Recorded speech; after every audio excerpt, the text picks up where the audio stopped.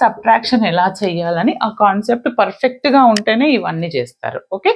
And దానితో పాటు మీరు ఫస్ట్ నాకేమీ రాదన్న వాళ్ళు చెప్పాను కదా, మినిమం ఏం చదువుకొని వెళ్ళాలి, conversions, number conversions and boolean ఎక్స్ప్రెషన్లో all types of literals, SOP to SSOP ఏంటిది, ఒక్కొక్కసారి మీకు ఎక్స్ప్రెషన్ ఇచ్చి ఇలా అడుగుతారు, లేదంటే ఎస్ఓపి టు ఇది కనుక్కోండి, లేదా మిన్ టర్మ్స్ ఇచ్చి మ్యాక్స్ టర్మ్. ఓకే, ఆ విధంగా చూసుకోండి. మీకు నేను క్వశ్చన్ పేపర్ కింద ఇస్తున్నాను, వీలైతే అక్కడ చెక్ చేసుకోండి, లేదంటే మన గ్రూప్ నుంచి కమెంట్ చేయండి, నేను మీకు పోస్ట్ చేశాను. ఇలా ప్రిపేర్ అవ్వండి, పర్ఫెక్ట్గా పాస్ అవుతారు. పాస్ కాదు, ఈ క్వశ్చన్ ఇక్కడ నుంచి మీకు తెలుసు కదా, 10 మార్క్స్ లాంగ్, 2 మార్క్స్ షార్ట్, అంటే ఈ యూనిట్లో నుంచి 12కి 12 100% వస్తాయి. బట్ వీడియోకి మాత్రం లైక్ ఇస్తేనే నేను నెక్స్ట్ వీడియో చేస్తాను. ప్రతి ఒక్కరికి ఫార్వర్డ్ చేయండి.